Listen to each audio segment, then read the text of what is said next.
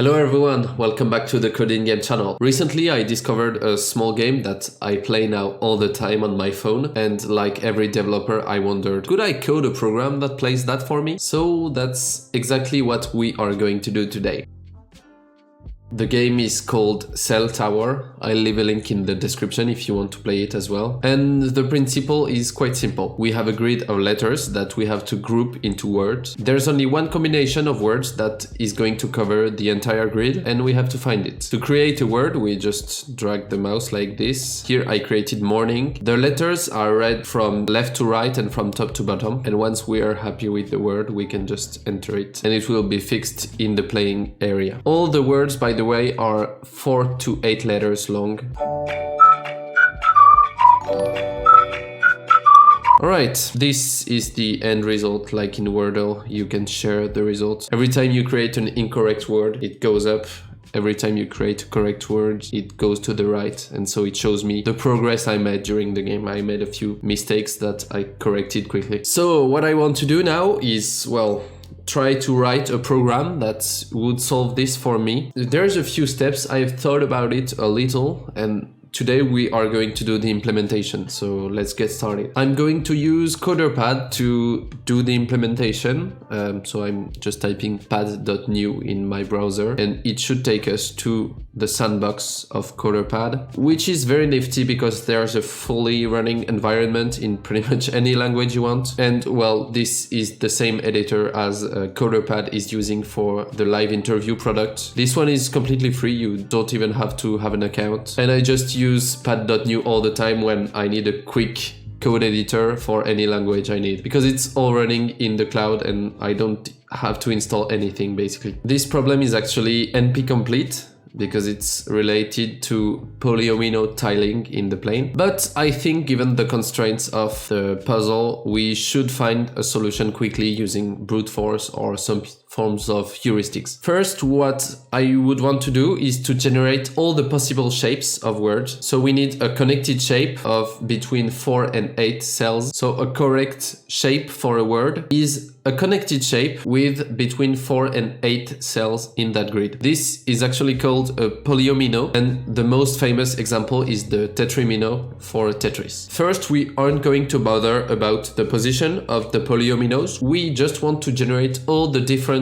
shapes there exist. I think we can get away with a simple backtracking algorithm, so let's try this. In a backtracking algorithm, we are starting from a single state, which is the empty state usually. Here we will start with a non-empty state actually, which is just a square. This dot is the first state, and then we're gonna explore the children state of this one. So here this one is going to have maybe 2 children, which are 1 cell above another and 2 cells besides each other. Here I'll probably want to define the initial cell to be always on the top left, so always corresponding to the first letter, so I just have unique shapes. Then this state, for example, we will have a few children as well, which can be, for example, this one. We also have maybe this one and this one with 3 cells as well. I'll mark in yellow the base cell so we do not confuse them. We are going to do this exploration recursively until either we reach a state with 8 cells, because we don't care about words that are longer than this. In the game we cannot input words of more than 8 letters, and we are also going to stop exploring once we reach a state that's already been visited. For example, from this state we can also generate this one by adding just a square below the yellow one. This state is already present there, so we won't be exploring the children of this state since we've already explored them earlier. Now what I want to do is write a function that generates all the polyominoes. It will take as an argument the current state, which will be a list of coordinates. Maybe we'll say that the base cell will have coordinates 0, 0. And we'll also define 2 global variables, which will be the set of all the polyominoes. So every time we find a new polyomino, we'll add it to that set. And we'll also define the explored states, which will also be a set. So first, what we want to do is a check. So if the state is actually in the explored states, well, we can just return without doing anything, because it means we have already explored all the tree corresponding to this state. So all the children and grandchildren of that state will already be explored. We'll also say if the length of that state, so the number of cells in our current polyomino, is between 4 and 8, which is the size we actually want to keep, we will add it to the polyominoes. We will consider that the state is always valid when it's passed, so we'll make sure in further calls that this state is always passed. We aren't giving any invalid arguments to this function, and we'll add to the polyominoes, we'll add the state. Here, since we're using a set, it will remove the duplicate, so even if we add the same polyomino twice, it wouldn't care. It will just keep only one copy. And in that case, we'll also add it to the explored state and return. Otherwise, which means we are in a state with less than 8 cells, we can explore all the neighbors. And to do this, we'll check all the cells in the state and try adding one of their neighbors. So for example, the children of this state, we can add a neighbor of this cell. Here, the only option we have is its right neighbor, because remember, this cell has to be the first one in the word, so the top left. So if we added this neighbor or this neighbor, this constraint wouldn't be valid anymore, so we cannot add any of those neighbors, and the only valid neighbor we can add of this top cell is this one. For the bottom cell, we can add the left one, the bottom one, or the right one. All of those would generate a valid polyomino, and they are pictured right here. We'll also have to be careful about not adding a cell that's already present. So for example, this cell, the bottom cell, well, we could add its top neighbor as well, but it's already in the state, so we shouldn't include duplicates, and it's not a valid child state. Now that we have all this, we can generate all the valid children for a given state. To generate a child, we will have to iterate over all the cells and find out which neighbors are allowed. So let's say for x and y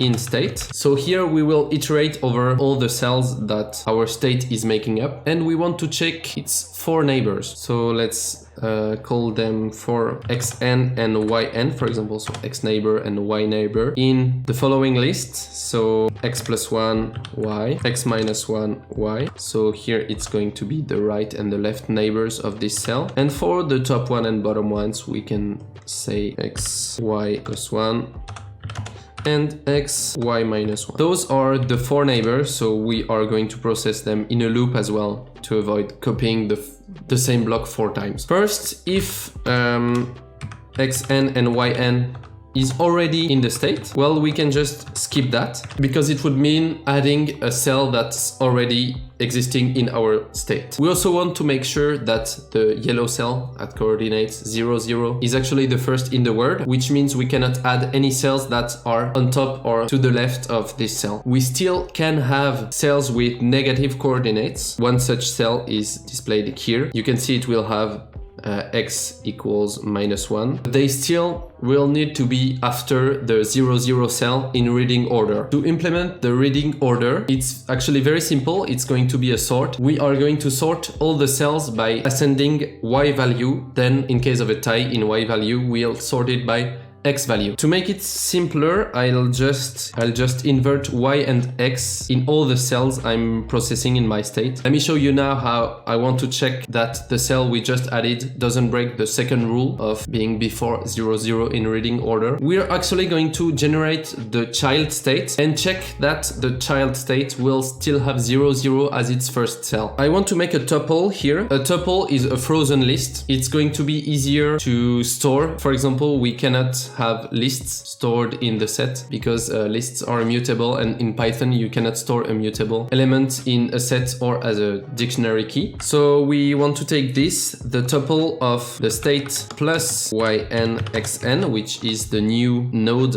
we want to add, and we will want to sort this because it will give the state in reading order, and it will allow us to remove the duplicates like this. Now, if the first cell of a reading order in the child state is not 0, 0, well, it means that we've just added yn xn, which is before that in reading order. So we can just continue here and skip this child state, which is invalid. Otherwise, we'll continue the recursive exploration. So we've checked both conditions. I don't think there are any more. And we'll call this with the child state. Actually, I realize I've made a mistake right over here, because if the polyomino is of size between 4 and 8, yes, I want to add it to the polyominoes list, but I don't necessarily want to return. The return will only happen if the length of the state is actually equal to 8, because otherwise we will never explore the recursive tree for bigger polyominoes than size 4, because we'll always stop the exploration at that point. So we want to return and add to the explored states only when it's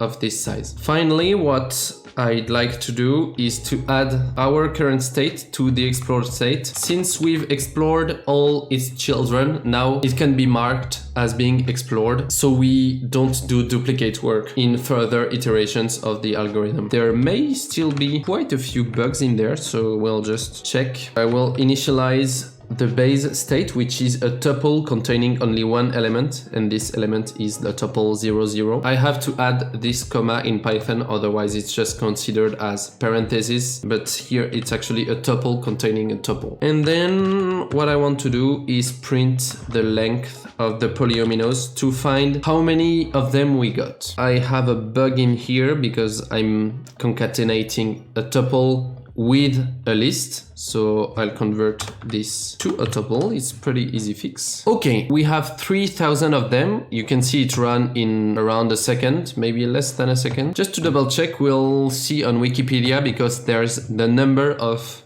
polyominoes of any size up to 12, and here we want the fixed polyominoes. The other ones are ignoring the reflections as well, or the rotations, but here we are going to need those as well, so there will be more distinct shapes. What we should see is the total of this column, so 19 plus 63 plus 216. So let's just double check. Here we have the same number as we found in our algorithm, so we can assume it's returning the correct results, which I'm super happy about. I didn't expect it to work on the first try, but now we have generated all the polyominoes. Now I want to apply all the polyominoes to all the possible spaces in the grid to check which words are actually possible. And then the third step of the process will be to find a correct combination of words which covers all the letters in the grid. To do this, well, first I need a grid. So I'll start copying the grid in a Python variable. So I'll need to copy all the letters from the grid in a single Python variable. And I'll use strip to remove the new line here and here. And I'll use split lines to create a list where each of those strings is an element. Then I will also need a list of words. To get the list of words, I can just use inspect and get this, so we have the exact same list. I'll copy the link and we will query the list. So to do this, we'll import requests, which is a Python module to make web requests. Then the word list will be requests.get. We will get the following resource .json. Okay, so we have around 41,000 words in there. I want to define the width of the grid, which will be the length of the first element of the grid, so the first line, and the height, which will be just the length of the grid, which is just the number of strings, which also is equal to the number of lines in the grid. Now I want to iterate over all the cells of the grid and consider it as a base cell for each polyomino and see if it generates a valid word or not. I want to iterate over y values, then over x values, then for all the polyominoes in polyominoes, like this. Then we can generate a word based on this, so it will start out as empty. Then for each y and x value in the polyomino, which describes the entire polyomino. Since this is in order of reading, remember we have sorted it right here, so each polyomino in this list should be in reading order. Then we can just iterate over it and it will give us the letters in order. Oh, I'm just realizing this should be bad because I'm having two loop variables with the same name. The y and the x are duplicated. I'll say offset y and offset x. Here we will potentially be considering polyominoes which are actually extending outside of the grid, because we are only checking that the base cell, so the offset x and y, are within the grid, but the polyomino polyomino can very well extend beyond that, so we'll check that all the coordinates generated are within the grid. To do this, well, we will check y plus offset y. We will verify that it's between 0 and the height, and we'll also verify that for the x values, so x plus offset x for a width. So if that's the case, we'll simply add to the word the letter corresponding to that cell in the grid, which is grid at this coordinate, so the y first because it's the line, and then the x, which is the column. Otherwise, we'll just break out of this loop, and it means that here it's an invalid position for this polyomino because it will go outside of the grid and we don't care about that kind of word. And then, well, if we haven't broken out of this loop, we will check whether or not the word is in the list. To do this, there is actually a very neat thing that exists in Python and in some other languages, which is the else clause for a for. So here we have a for else. We will only enter this condition if we haven't broken out of the loop, which is quite practical if you're doing processing like this. In that case, if word dot lower is actually in the word list, which we have downloaded earlier, then it tells us that this polyomino at this offset is a correct word. We'll create a list of valid words. For each valid word, we want to store first the offset y and offset x of the word, which indicates the position of the first letter of the word. Then I want to store the polyomino, so the shape of the word, of course. And then I want to store the word, so the text contained in the word. Of course, with only the offset and the polyomino, we can deduce the word by just generating it again from the grid, but it may come in handy and it doesn't cost a lot of memory to store that. Now I want to print the length of the valid words, so how many potential valid words we have, and I'll add this because now the prints of my functions are starting to be a bit too much, so it will indicate after all those numbers displayed, it will actually tell me what this is. Okay, so it's taking quite a long time, which isn't too surprising actually. Bon là ça commence à être surprising un petit peu là. Okay, so the algorithm is running very slow right now, so to check just one offset it's taking a few seconds. I think I know where this is coming from. When we generate a word, to check if it's in the word list, we use this if word is in the word list. But actually, the word list, as the name suggests, it's a list. We can make it much faster by using a set. So if you know a bit your data structures in your language, so here in Python, you will know that the set is usually much faster because in Python it's using a hash map under the hood, which means that each search is going to take O of 1 time, so constant time, instead of linear time with a list. So we should be able to improve the complexity by a lot by just casting that to a set. Let's see. Oh, okay. So now you can see it's almost instant, and all the complexity was in this part of the loop. Now we have a set of 122 polyominoes in the grid, and we want to find a combination such as every cell in the grid is covered and every cell is covered by exactly one polyomino. To do this, we could use heuristics or a solver, or even just display all the 122 words to the player who wants to cheat. It would be much easier like this. But to generate a valid combination, we can again use a backtracking algorithm, and here the state will be all the cells that are covered. Now I'll define a grid cover like this with the valid words. This will be a recursive function, so the state here will be the set of all covered cells, so cells that have been covered by other words that we have already placed. In this case, the first state of my recursive backtracking will be just the empty grid. So here I'm drawing a grid. I don't have any words in it. What I want to do is explore it methodically. So all the children, they will add a word that corresponds to exactly the first available cell in the grid. So here, let's say this child has maybe all the cells here covered with one new word. Well, in that case, then all the children of this state will have their new word starting at this red point, which is the first available letter in the grid. And like this, we can explore all the possibilities progressively until we find one that's actually valid. Now let's implement the backtracking. The first available cell will be none at first. And for y in range of height and x in range of width. If x and y is not a covered cell, then the first cell will be this, and we can try to find valid words that start with it. Okay, well, if I break here, this would only break from this x loop and not from the while loop, so it would induce some bugs. So here I could either add another check, like for example here, if first cell is not known, then I just break. Otherwise I could do something a bit more beautiful, which would be to define those two loops in another function, which I'll call find first cell. I will pass the covered cells, and then I can just copy those two loops and return instead of breaking, because return will break from all the loops at once. And then we will do like this, and it will improve readability as well. Now the first thing we should see is that if the first cell is actually none, which means that we haven't found, well, we haven't returned anything in that function, so we have exhausted all the cells without finding a free one. This means that we found a valid solution, because all the cells have been covered and we cannot find any free one, which means that we are currently holding a solution. Otherwise, we'll find all the valid words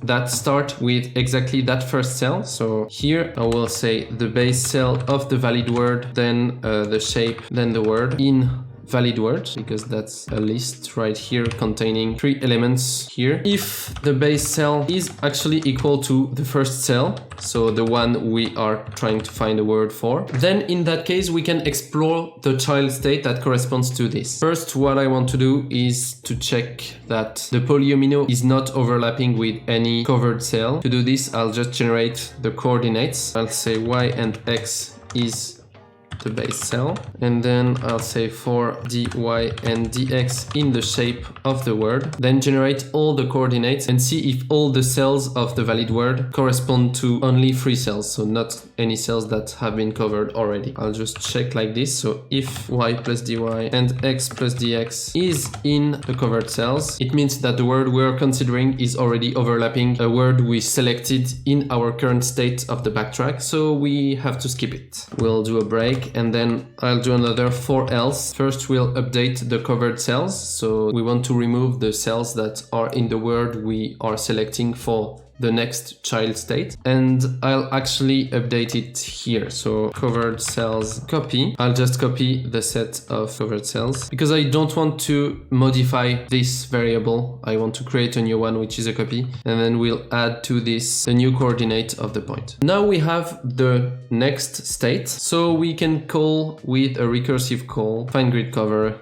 of covered cells copy here. Valid words, I don't think actually we have to pass it as an argument to the function, since it's in the global scope, and that should be it. So hopefully we should have a found solution here that's displayed quite fast. Okay, so we don't have a found solution here. This could either mean that we have not found all the valid words and there's a bug in that. Actually, I know exactly what's not working.